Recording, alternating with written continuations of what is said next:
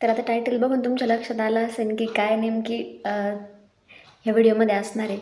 आपण strategy video ते सगळं बघितलं आहे. मी सब्जेक्टचं स्ट्रॅटेजी सांगितली आहे, मार्क कसे वाढवायचे काय. पण हा एक असा टॉपिक आहे, मला असं वाटलं की यावर पण बोलायला पाहिजे किंवा माझ्या मनात पण जे काही चाललं आहे ते तुमच्यासोबत थोडंसं शेअर करते.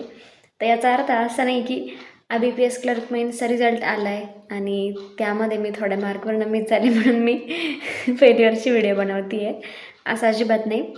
तुम्ही तसं पण घेऊ शकता, पण त्यातून पण आपण कसं पुढं जाऊ शकतो किंवा तुम्हाला दुसऱ्या कोणत्या एक्झाममध्ये फेल्युअर आलं आहे किंवा दुसऱ्या कोणत्या एखाद्या कामामध्ये फेल्युअर आलं आहे, तर आपण त्यासोबत कसं डील करायचं आपण थोडंसं बोलणार आहे.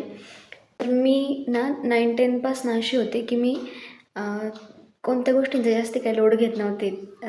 10ची एक्झाम असली, 9-10 काही पण असेल तरी कोणी काही बोललं हा ठीक आहे. 10थला आमचा लास्ट डे होता स्कूलमध्ये.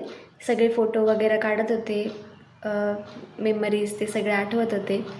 तर काय झालं ना की माझी एक फ्रेंड होती आणि माझं फ्रेंड सर्कल कमी असायचं. मी इंट्रोवर्ट अशी जास्ती बोलत नव्हते आणि जरी मग कुणासोबत जास्ती जमलं तर मग ते खूप रेअरली व्हायचं.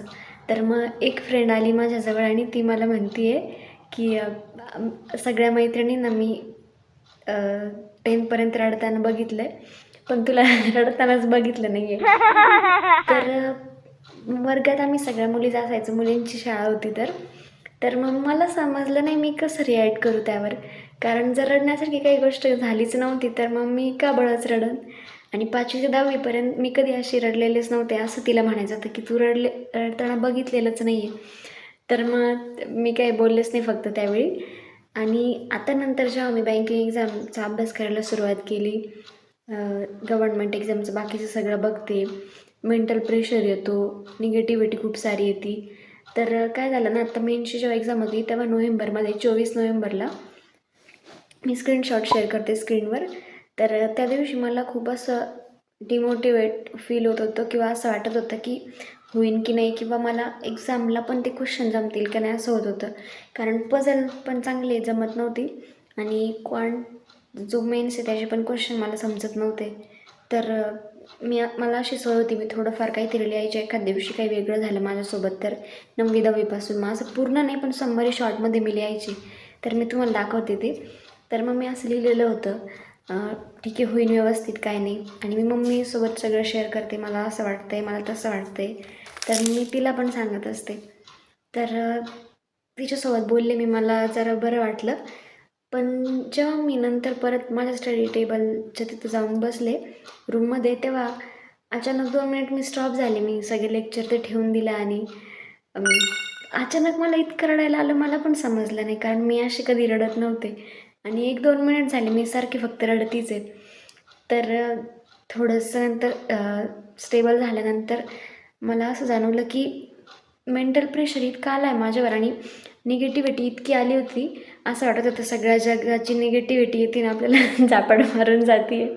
तर त्या दिवशी मला थोडं असं वेगळं वाटलं.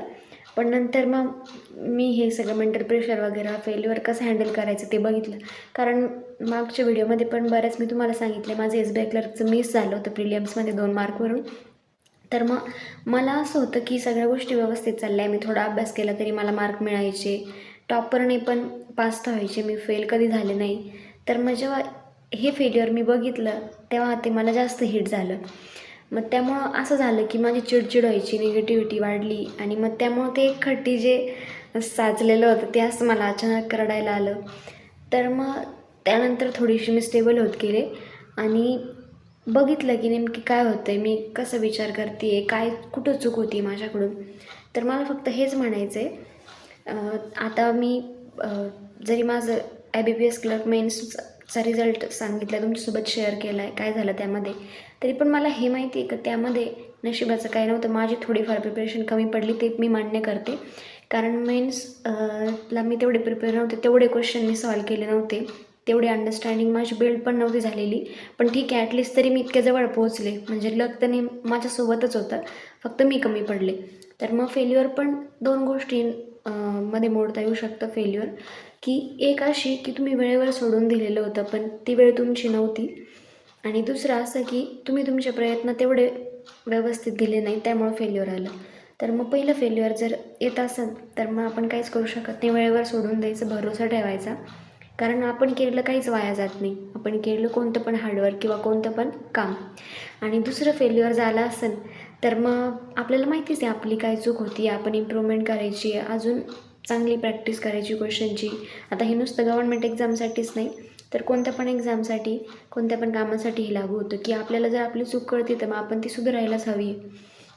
तर मग आता मला माझी चूक माहिती आहे, मला फक्त एवढंच शेअर करायचं होतं तुमच्यासोबत की मी याला जर आपण असं घेतलं की आता मी इथपर्यंत आले, 2 मार्कनी मेन्स पण नाही झाली, असं जर मी विचार केला तर मी इथपर्यंत एवढे दिवस जे आले त्याचा काहीच उपयोग होणार नाही. मी आता फक्त थोड्याशा स्टेप मागे आहे अचीव करण्याच्या किंवा ती एक्झाम सिलेक्ट होण्याच्या. आणि थोड्या स्टेप मागं असताना मी जर हा विचार केला तर इथून मागं एवढं केलं त्याचा काही उपयोगच राहणार नाही. त्यापेक्षा मी जर असं म्हटलं की आता फक्त थोडं पुश करायचं आहे, मला स्वतःला होईल. आणि कधी पण एक लक्षात ठेवायचं, लाँग टर्म गोल बनवायचे नाही, शॉर्ट टर्म बनवायचे. कारण शॉर्ट टर्ममध्ये ना आपण मग डिमोटिवेट होत नाही किंवा स्ट्रेस येत नाही, थोडंफार इकडं तिकडं झालं तरी. आणि लाँग टर्म जर बनवले तर नाही झालं तरी आपण स्ट्रेस घेतो आणि जे व्यवस्थित करायला पाहिजे ते पण करत नाही. आणि कधी पण जेव्हा तुम्ही तुमचं टार्गेट ठरवता तेव्हा असं एक आठवड्यात मी हे करेन, महिन्याभरात हे करेन असंच ठरवायचं. आणि पहिली स्टेप असते ना तीच घेणं अवघड असतं. जेव्हा आपण पहिली स्वतःला देतो ना, तुम्ही पण ऑब्झर्व केला असेल, बाकीच्या गोष्टी व्यवस्थित बरोबर होतात, पण जेव्हा आपण पहिली स्टेप घेणार असतो तेव्हाच खूप जड जातं आपल्याला. तर आता मला 2-3 दिवस असं वाटलं की मॉक पण नाही देऊ वाटत आहे, पण तरी मी स्वतःला पुश करते आहे. मी ग्रामरचे रूल वाचले, तोपर्यंत व्होकॅब केली, 120 रूल्स आहेत माझ्याकडे, बुक ती रीड केलं, किंवा मग मी ॲरिथमॅटिकची मॅरेथॉन लावून क्वेश्चन सोडवत बसले. तर मग असं आपण स्वतःला त्या लेवलकडं नेऊ शकतो आहे की आपला माइंडसेट कसा शिफ्ट करता येईल. कारण ना ह्या जे एक्झाम आहेत किंवा कोणती पण एक्झाम तुम्ही घ्या, नुसती गव्हर्नमेंटच नाही, तर ह्या आपला माइंडसेट इतका नेक्स्ट लेवल नेता येते. आपल्या आत्ता लक्षात येणार नाही, पण हळूहळू लक्षात येईल. कारण आपला माइंडसेट जो आधी होता किंवा वातावरणामुळे आपण सगळे असे झालो आहे, लगेच निगेटिव्हिटी येते किंवा स्ट्रेस घेतो, ते हळूहळू आपलं कसं वाढत चाललं आहे हे आपल्याला पुढे लक्षात येईल. तर मग हेच सगळ्यात जास्त महत्त्वाचं आहे की 2 पावलं तो मागचा विचार न करता तुमचं फेल्युअर कोणतं आहे ते तुम्ही ओळखायचं.